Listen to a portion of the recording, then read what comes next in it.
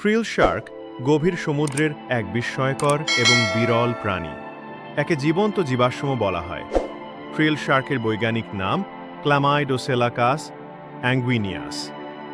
এই প্রজাতির প্রায় ৮০ মিলিয়ন বছরের প্রাচীন ইতিহাস রয়েছে এবং এটি আজও তেমন কোনো পরিবর্তন ছাড়াই টিকে আছে। অন্যান্য হাঙরের মতো নয়, এর গঠন এবং আচরণ প্রাচীনকাল থেকেই অপরিবর্তিত রয়ে গেছে, যা এটিকে আরও রহস্যময় করে তুলেছে। ফ্রিল শার্কের সবচেয়ে অনন্য বৈশিষ্ট্য হল এর সাপের মতো লম্বা দেহ। এর নামকরণের পেছনেও একটি বিশেষ বৈশিষ্ট্য রয়েছে। এই প্রাগৈতিহাসিক শার্কটির মুখে ৬ জোড়া বিশেষ ধরনের দাঁত থাকে, যা ফ্রিলের মতো দেখায়। দাঁতের এই বিশেষ কনফিগারেশনই ফ্রিল্ড নামের উৎস। এই ফ্রিলগুলো দাঁতের চারপাশে সজ্জিত এবং এটি শার্কটিকে অন্য প্রজাতির থেকে আলাদা করে।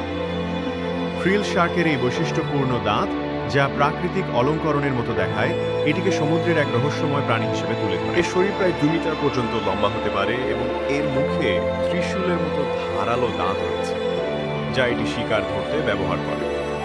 ফ্রিল শার্ক সাধারণত স্কুইড, ছোট মাছ এবং এমনকি অন্যান্য হাঙর শিকার করে। ফ্রিল শার্ক সাধারণত দক্ষিণ গোলার্ধের গভীর সমুদ্রের প্রায় ২০০ থেকে ২০০ মিটার গভীরতায় বাস করে।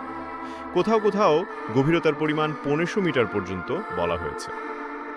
এটি খুব ধীরে ধীরে সাঁতার কাটে এবং তার শিকার ধরার সময় সাপের মতো তীরক গতিতে ঝাঁপিয়ে পড়ে।